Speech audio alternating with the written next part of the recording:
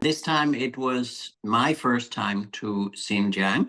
I'm very happy to have seen it. The purpose of going there was to get an impression, a kind of general broad impression of what's happening in Xinjiang. So I'm not an expert on Xinjiang or anything like that, but I got some impressions that I wish many more people would get, because what we hear in the West about Xinjiang is totally wrong and one-sided. So we went to Kashi and Jining and Portala and Urumqi. When you say what impressed me the most, it's like asking which color do you like the most? I like all colors, right? I would say the beauty of the place, the beauty of the people, systematic mixture of ethnicities, culture, expressions. It's a very colorful place, even the textiles of the women and the dancers and things like that, and the beauty of the nature. When you listen to or see the Western media impression of Xinjiang, it sounds like it was East Germany or Czechoslovakia or something like that during the Cold War here. And I know what that was like. And it has nothing to do with that. It's a very freewheeling, it's a very safe.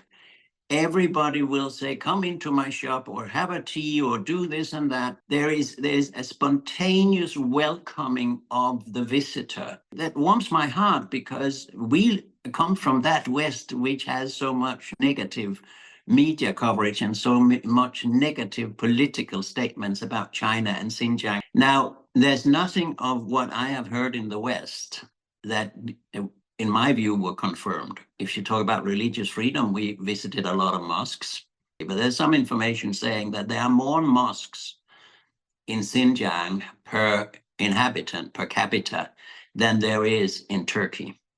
I've seen articles, for instance, in the Danish press that says that China is trying to get rid of all Muslims. What I am saying is there is no evidence that this means that whole peoples, groups, ethnicities, nationalities are being eradicated or pursued or have their lives destroyed. We have seen the opposite. We have seen how they are integrated. We have met all kinds of nationalities, ethnicities. I've been to the Grand Bazaar myself in Urumqi, where people dance with each other spontaneously in the street. If you go to a factory, we ask the question, for instance, when you employ people, do you take into account what nationality they are of? And the director tells you that, no, we don't. We look at their competence. And we are happy to give them an education also, if necessary. And I should add that it would be a very failed genocide, because the population of the Uyghurs and the population of Xinjiang has grown tremendously the last several years. If they grow millions more people than there were 20 years ago, it's not a very successful genocide, if I may express it that way.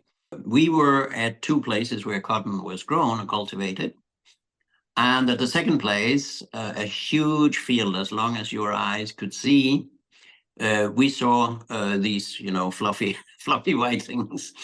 And then we went to the relatively small place where this whole field was technically controlled or managed from. And it turned out that that huge field was operated by one computer and two mobile phones. There were nobody in the field. The figure we got was that between 60 and 90% of all the cotton production is actually basically without human beings. And that those who worked in these cotton fields were working in the towns today, having other jobs, but they are not in the cotton fields.